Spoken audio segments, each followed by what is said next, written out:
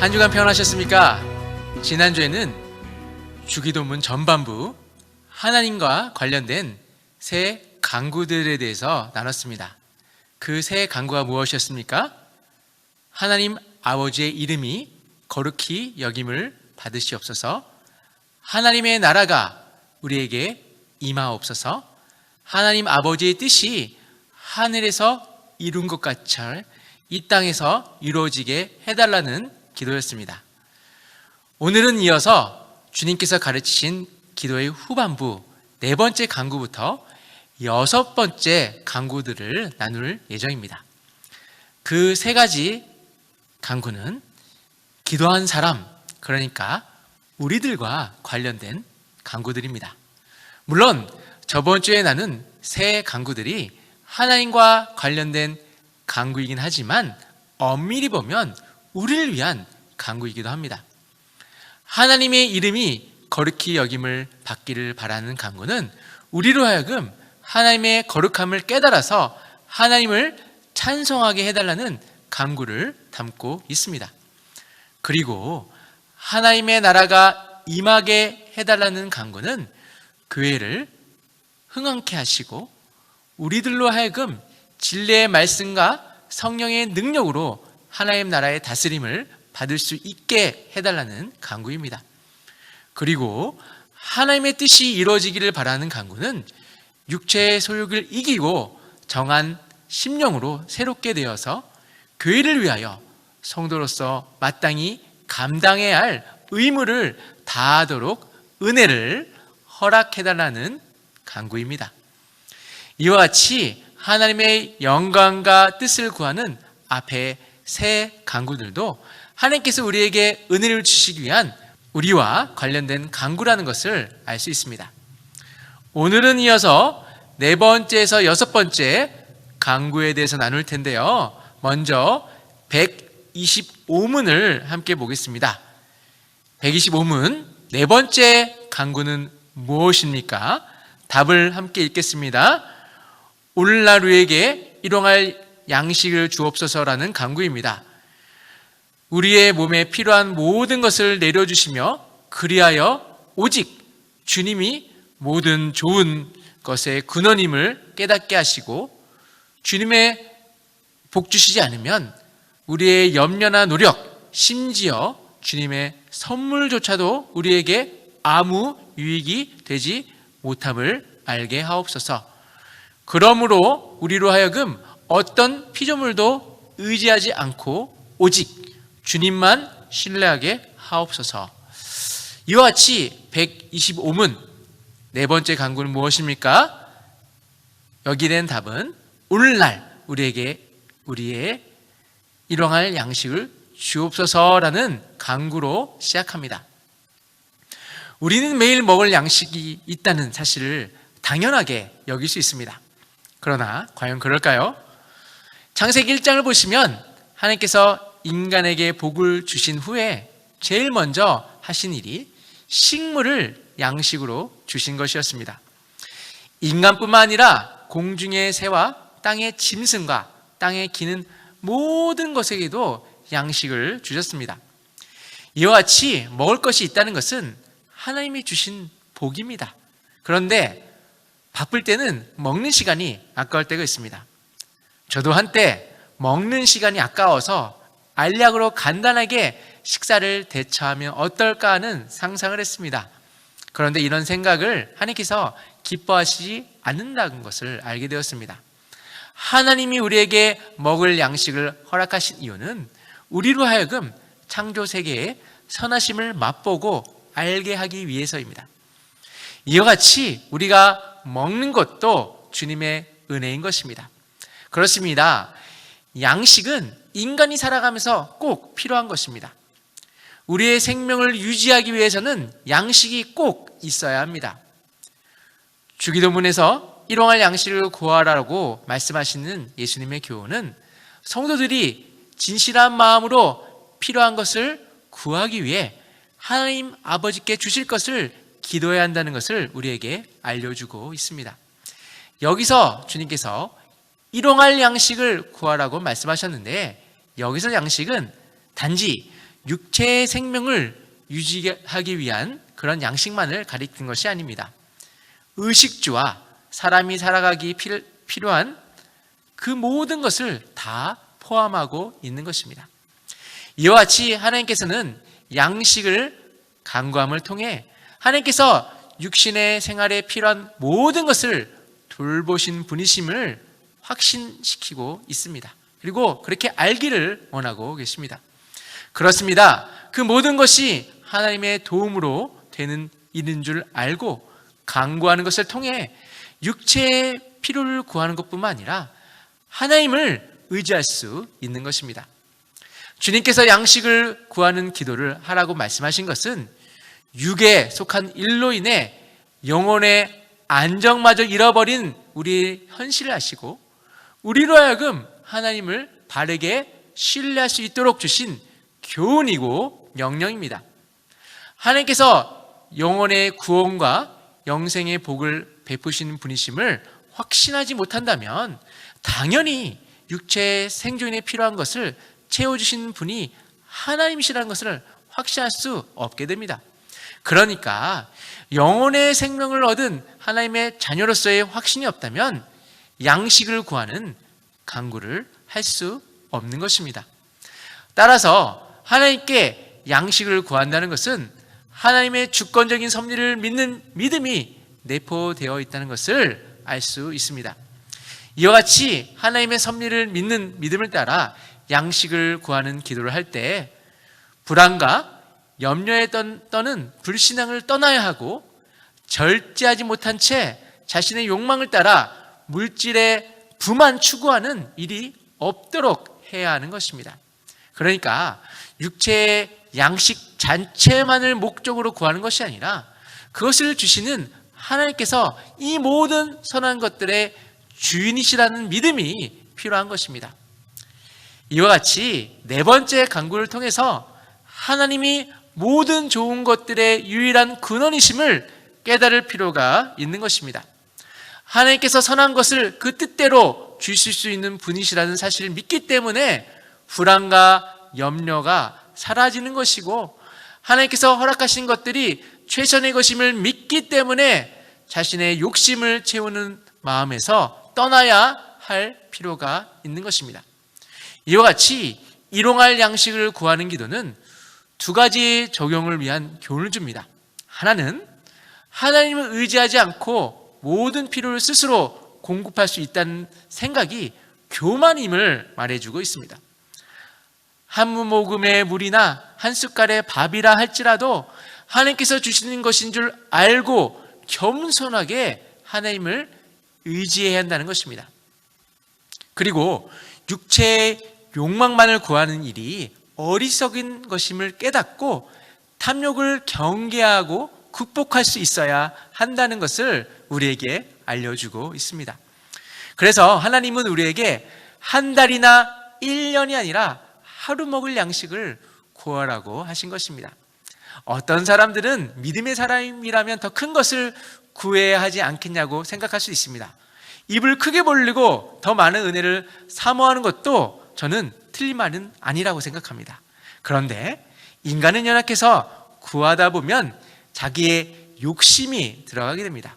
그래서 광야에서 만나를 주실 때 한꺼번에 한 달 분량을 주신 것이 아니라 매일매일 거두게 하심으로 이스라엘 백성들에게 절제와 하나님을 의지하는 법을 배우게 하셨습니다.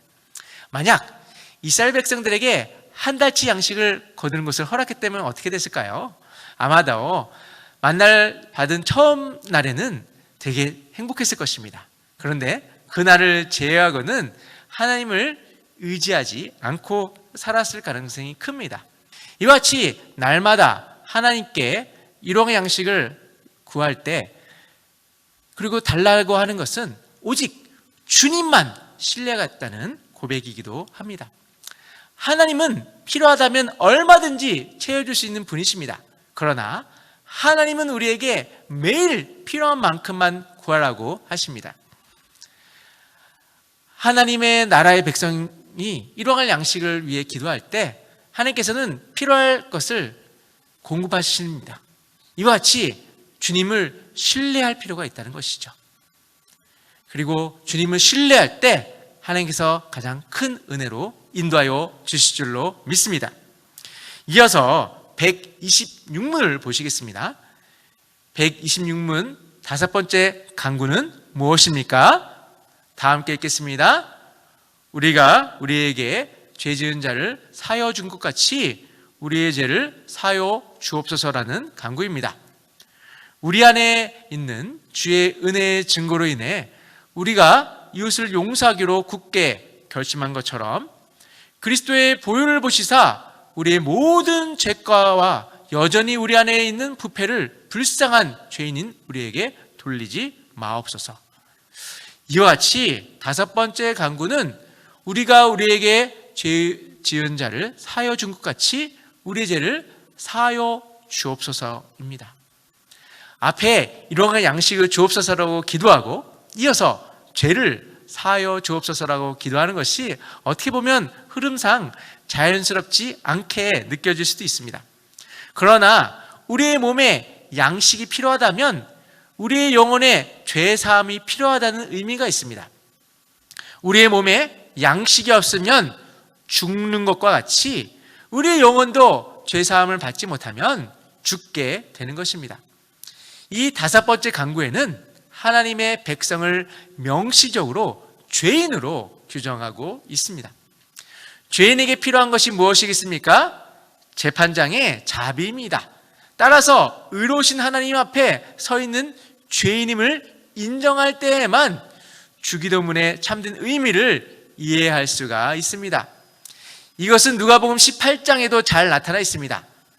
하나님께서 바레이센의 기도보다 가슴을 치며 자신의 죄를 고백하는 세리의 기도를 의롭다고 하셨다는 것을 알 수 있습니다. 다섯 번째 간구는 우리의 형편을 죄와 악이 끊임없이 붙어있는 상태로 설명하고 있습니다. 빚진 자들이 늘 생활에 쪼들리고 빌려준 사람들에게 시달리듯이 죄와 악은 끊임없이 달라붙어서 우리의 영혼을 피폐하게 만들고 있는 것입니다. 그래서 126문에서 우리를 죄인으로 묘사하고 있는 것입니다. 빚진 자가 자유롭게 되는 방법에는 빚을 다 갚는 것도 있지만 다른 하나는 빌려준 사람이 빚을 탕감해 주는 것이 있습니다. 마찬가지로 죄를 해결할 수 있는 열쇠는 재판장이신 하나님께 있습니다. 죄의 문제는 죄인인 우리가 아니라 죄인을 판단하시는 재판장이신 하나님이 하실 수 있습니다. 정리해서 말씀드리면 죄의 사면권은 하나님께 있습니다. 그런데 사면권에도 뭔가 근거가 있어야 합니다. 대통령에게도 사면권이 있습니다.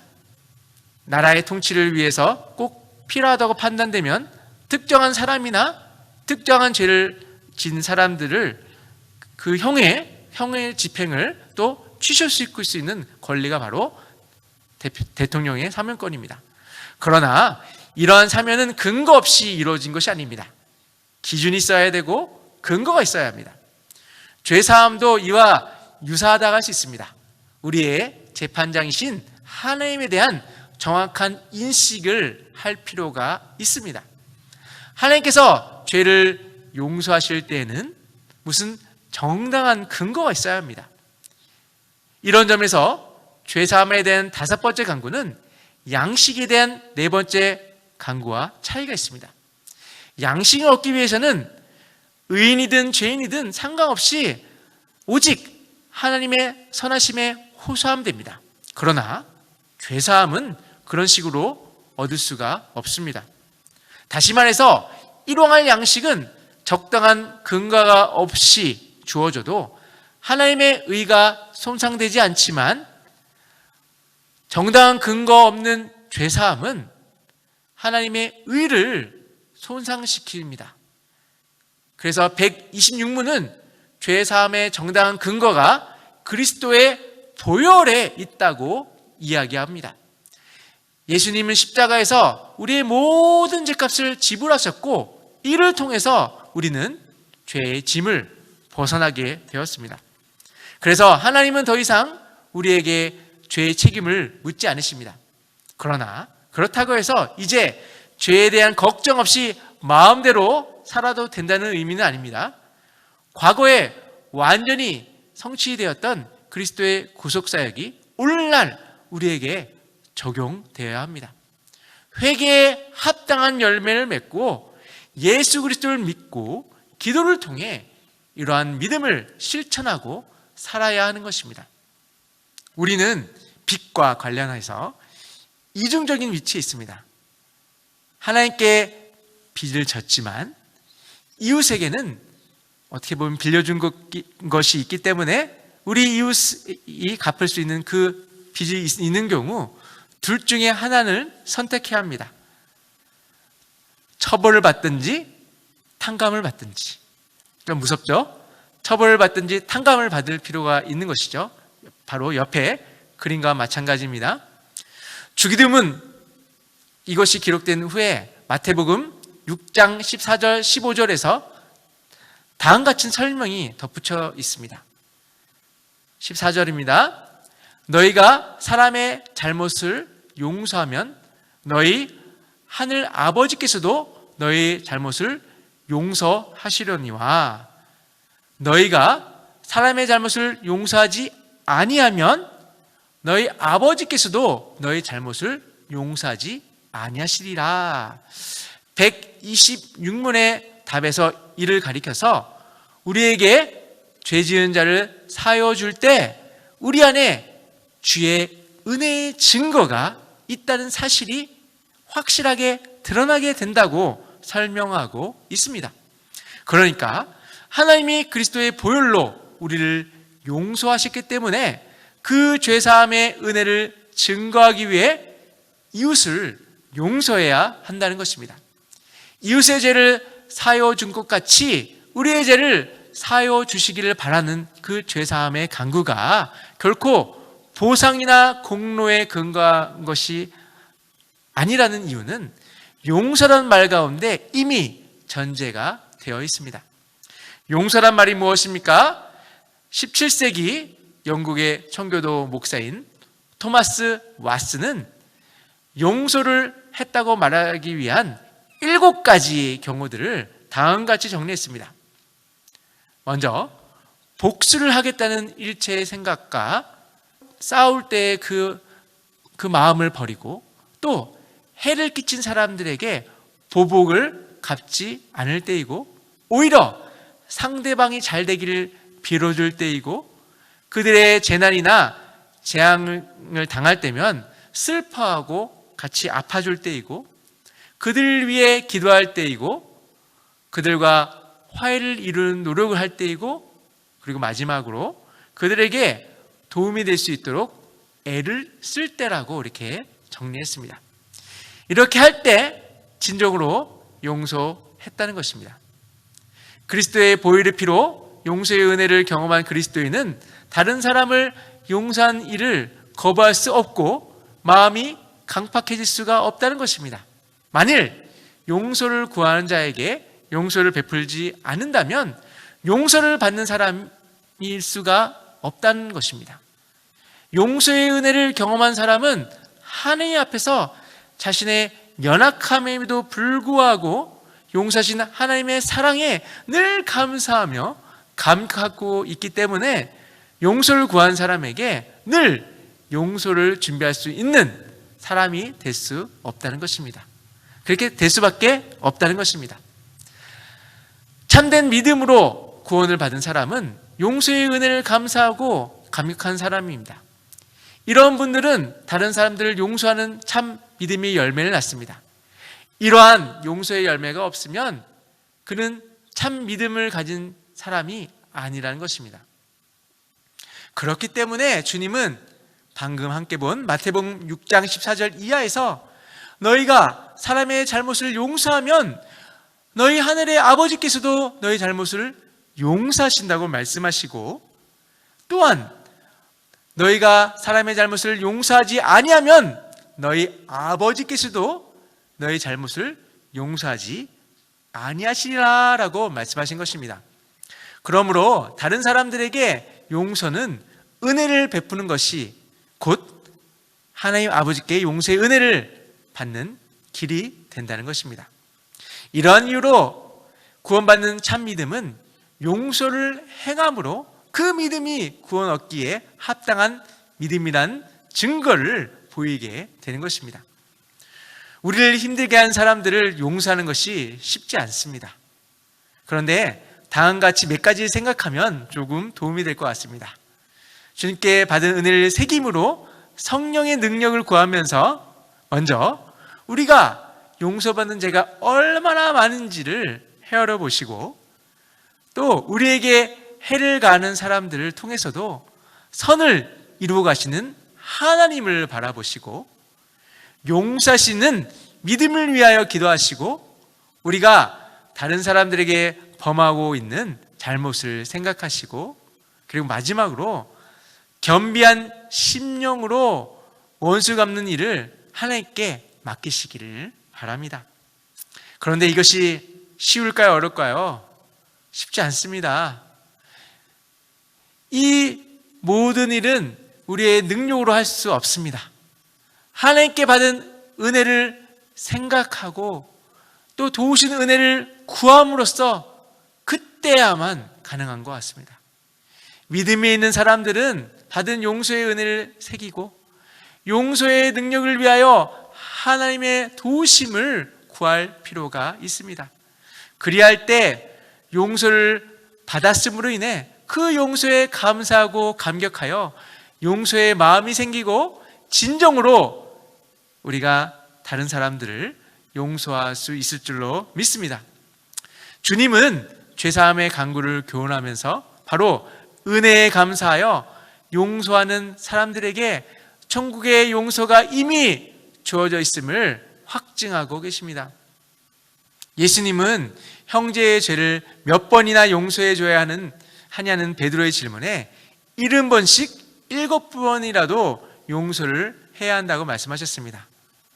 물론 7 곱하기 70, 490번까지만 용서해야 한다는 의미가 아닙니다. 끝없는 용서를 해야 한다는 것이죠. 무한정 용서를 해야 한다는 것이죠. 그리고 그 비유에 이어서 1만 달란트 빚을 탕감을 받고도 100데나리온 빚을 진 그 이웃을 처벌한 사람에 대한 이야기가 나옵니다. 이 비유는 우리에게 이웃을 용서하지 못한 것은 우리 자신이 하나님께 용서받았다는 사실을 진정으로 깨닫지 못했기 때문이라는 사실을 알려줍니다. 죄사함의 은혜를 받는 사람은 이웃을 용서함으로 그 은혜를 증거해야 합니다. 그리고 이 은혜를 진정으로 깨닫는 사람만이 진실한 마음으로 간구할 수가 있습니다.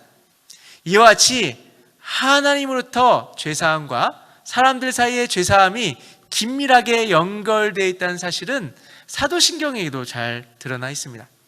사도신경을 통해 우리는 교회, 성도의 교제, 죄사함을 믿는 그런 믿음을 고백합니다.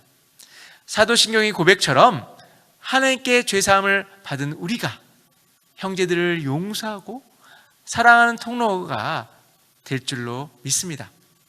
교회가 하나님께 죄사함을 받고 이웃에게 죄사함을 베푸는 그 표현을 어떻게 하고 있냐면 죄사함의 공동체로 표현하고 있습니다. 이런 공동체를 세우기 위해 우리는 함께 기도해야 합니다. 이와 같이 참된 용서를 하시는 저와 여러분이 되시기를 축원합니다. 이어서 127문을 보시겠습니다. 127문, 여섯째 간구는 무엇입니까? 답을 함께 읽겠습니다. 우리를 시험에 들지 말게 하옵시며 다만 악에서 구하옵소서로 이러한 간구입니다. 우리 자신만으로는 너무나 연약하여 우리는 한순간도 스스로로 설 수 없사오며 우리의 불구대천의 원수인 마귀와 세상과 우리의 육신을 끊임없이 우리를 공격하나이다. 그러므로 주의 성신의 힘으로 우리를 친히 붙드시고 강하게 하셔서 우리가 이 영적 전쟁에서 패하여 고꾸러지지 않고 마침내 완전한 승리를 얻을 때까지 우리의 원수에 대해 항상 굳세게 대항하게 하시옵소서. 불구대천은 항상 하늘 아래 같이 살 수 없는 원수, 없애야 할 원수를 의미합니다. 죽음의 여섯 번째 간구는 우리를 시험에 들지 말게 하옵시며 다만 악에서 구하옵소서입니다. 왕은 양식을 제공하고 자비를 베풀 뿐 아니라 적으로부터 백성을 지켜내야 합니다. 여섯째 간구는 왕이신 하나님께 약한 자로부터 우리를 보호해 주시고 궁극적으로 이들을 물리쳐 달라는 내용입니다. 이와 같이 여섯 번째 간구는 시험에 대해 이야기합니다.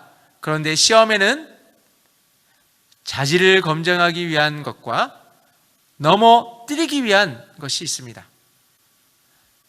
자질을 검사하기 위한 시험은 하나님께서 하시는 것이고 넘어뜨리기 위한 시험은 사탄이 하는 것입니다. 하나님이 하신 시험의 대표적인 예로 아브라함에 대한 시험을 들 수가 있습니다. 어떻게 보면 하나님은 아브라함을 시험하실 필요가 없었습니다. 하나님은 이미 아브라함이 하나님과 맺은 언약을 맺고 지킬 것을 알고 계셨습니다. 하나님이 아브라함을 시험하신 것은 하나님은 당신을 위해서가 아니라 아브라함과 오늘날 살고 있는 우리를 위해서입니다. 아브라함의 시험을 통해 아브라함이 누구를 믿었는지를 알 수가 있습니다. 우리 믿는 사람들에게도 이와 같은 시험이 있을 수 있습니다. 야고보서 1장 2절의 말씀을 보시면 내 형제들아 너희가 여러 가지 시험을 당하거든 온전히 기쁘게 여기라고 했습니다. 우리는 시험을 통해서 우리의 신앙을 점검할 수가 있는 것입니다. 하나님께서 성도들을 시험받게 하시는 것은 먼저 그들이 어떤 상태인지를 드러내기 위해서이고요. 또 교만하지 않도록 하기 위해서이고요. 환난 가운데 있는 다른 사람들에게 위로를 줄 수 있도록 하기 위해서입니다. 그리고 더욱더 하나님의 나라를 사모하도록 하기 위해서입니다. 그러나 사탄의 시험은 전혀 다릅니다. 사탄의 시험은 악을 행하도록 부추기는 유혹과 미혹 같은 것입니다. 하나님은 시련의 시험을 통해 신앙을 더 성숙하게 하시지만 사탄은 악의 유혹으로부터 하나님에게서 떠나게 합니다. 사탄의 시험은 이러하기 때문에 요리문답은 우리를 시험에 들게 하지 마시고 다만 악에서 구해달라는 그 간구를 하게 하는 것이 바로 여섯 번째 간구에 나오는 것이고 그 문답 127번에서 다음같이 요약하여 교훈을 줍니다. 우리 자신으로만 너무나 연약해서 우리는 한순간도 스스로 설 수가 없고 죽기까지 쌓일 대적들 곧 마귀와 세상과 우리 자신의 정욕들이 끊임없이 우리를 공격하고 있다는 것을 알 필요가 있다는 것입니다.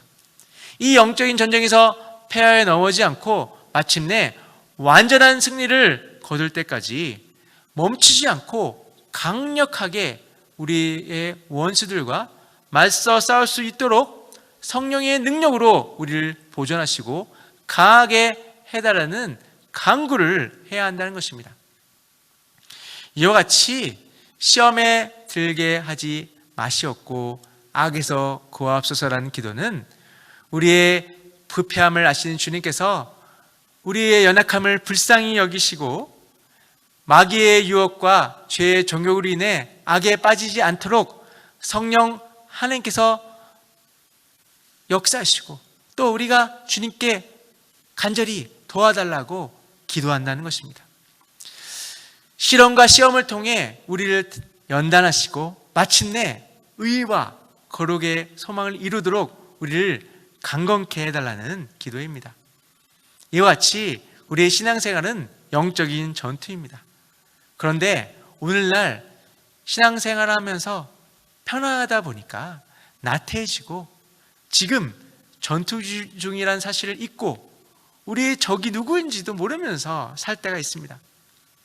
악한 자에게서 구하옵소서라고 기도해야 한다는 것은 우리가 연약한 존재라는 사실을 드러냅니다. 우리는 악한 자와 생각을 같이 하면 안 됩니다. 또 우리는 악한 자의 생각을 알 수도 없습니다. 우리의 힘으로는 그 시험을 이길 수도 없습니다. 전투에 임하는 것은 교회이지만 그 전투를 승리로 이끄신 분은 우리의 왕 되신 주님이신 줄로 믿습니다. 이러한 전투에서 이기기 위해서는 자신을 부인하고 자기 십자가를 져야 합니다. 우리는 악한 자와 맞서 싸워 이길 힘이 없기 때문에 악에서 벗어나야 합니다. 그래서 성령의 도우심을 간구함으로 말미암아 믿음으로 이겨내는 저와 여러분이 되시기를 소원합니다. 지난주에서 오늘까지 주기도문을 6가지의 간구에 대해서 함께 나눴습니다. 먼저 하나님의 이름이 거룩히 여김을 받은 간구, 또 둘째로 하나님의 나라가 임하는 간구, 그리고 세 번째로 하나님의 뜻이 하늘에서 이루어진 것 같이 땅에서 이루어진 간구, 그리고 네 번째로 일용할 양식을 달라는 간구, 다섯 번째로 죄를 사해달라는 간구이고요. 또 여섯 번째로 시험에 들게 하지 마시고 악에서 구해달라는 간구입니다. 이 모든 것은 각각 개인적인 간구를 넘어서 기도의 초점은 오직 하나님께 있고 또 하나님 나라에 있음을 우리에게 알려주고 있습니다. 처음 세 간구는 하나님의 이름, 하나님의 나라, 하나님의 뜻, 그 모두가 하나님의 나라를 향한 간구입니다. 그리고 일용할 양식, 죄사함, 악에서 구함은 모두 하나님 나라 안에서의 보호와 평안을 구하는 간구인 것입니다. 그런데 하나님 나라가 과연 무엇일까요? 보통 국가는 백성과 영토와 통치 주권이 있고 이렇게 나라의 정체성을 확인하게 됩니다. 그렇다면 하나님 나라는 무엇으로 확인될까요? 바로 하나님의 주권적 통치입니다. 그렇기 때문에 하나님의 이름을 부르고 예배한 신자들이 하나님의 백성이고 또 하나님이 다스리는 영토가 되는 것입니다. 하나님의 주권적 통치는 모든 믿는 자들의 심령 안에 역사합니다. 하나님 나라는 주님의 교훈에 순종함으로 그 임재의 특성이 나타나는 것입니다. 불순종한 가운데는 하나님 나라가 임하지 않습니다. 불순종은 하나님 나라에 대한 반역에 해당하는 것입니다. 우리가 바라는 하나님 나라는 하나님의 의의 거룩한 통치가 이루어진 나라입니다. 그래서 회개하고 주 예수를 믿음으로 죄 사함의 은혜를 받은 사람들이야말로, 성도야말로 하나님 나라에 속한 은혜를 누리게 됩니다. 이런 하나님 나라가 바로 성경 전체의 주제입니다. 구약은 하나님의 나라에 대한 상실과 회복의 약속, 그리고 그에 대한 기대와 준비를 한다면 신약은 예수 그리스도께서 오심으로 말미암아 시작된 하나님 나라의 도래와 또 성취에 대해서 기록하고 있습니다. 특히 이스라엘 백성들이 소망하고 고대했던 메시아가 예수 그리스도 안에서 완전히 성취되었음을 선포하고 있습니다. 예수님은 십자가에 달리시기 전에 하나님 나라를 선포하셨고 부활하셔서 40일 동안 계실 때에도 하나님 나라를 가르치셨고 그 이후에 예수님이 승천하시고 사도들도 하나님 나라를 선포했습니다. 신앙이란 무엇일까요? 그것은 다름이 아니라 죄 사함의 은혜를 입어 장차 하나님 나라를 약속으로 받은 사람으로서 오늘 이 세상에도 하나님 나라의 백성을 또 품고 또 하나님 나라의 백성으로 살아가겠다는 것을 의미합니다. 우리가 주기도문 할 때 주문처럼 외우는 것이 아니라 마음을 담아서 기도했으면 좋겠습니다. 하나님 나라를 생각하며 우리가 하나님 백성이라는 사실을 깨닫고 주님의 은혜를 사모할 때 우리의 삶이 변화될 줄로 믿습니다. 이런 은혜를 사모하고 누리는 저와 여러분이 되시기를 주님 이름으로 축원합니다. 기도하시겠습니다. 사랑하신 주님, 성령의 도우심을 간구합니다. 오늘 주기도문에서의 간구를 통해 참된 신앙이 무엇이고 하나님 나라 백성으로 어떻게 살아가야 하는지를 깨닫게 하시니 감사합니다. 우리에게 정결한 마음 허락하여 주시고 하나님 기쁨이 되는 삶을 살게 하여 주시옵소서. 날마다 주님을 바라보게 하여 주시고 또 먹든지 마시든지 무엇을 하든지 주님의 영광을 살아갈 수 있도록 은혜의 은혜를 더하여 주시옵소서. 이 모든 말씀 우리 구주 예수 그리스도의 이름으로 기도하옵나이다. 아멘. 오늘도 고생 많으셨습니다. 다음 주에는 송봉수 목사님이 128문에서 129문은 기도의 근거와 확실한 제목으로 강의를 하실 예정입니다. 다음 주에도 유익한 시간이 될 줄로 믿습니다. 우리 모두 은혜로운 한 주 되시길 바랍니다. 감사합니다.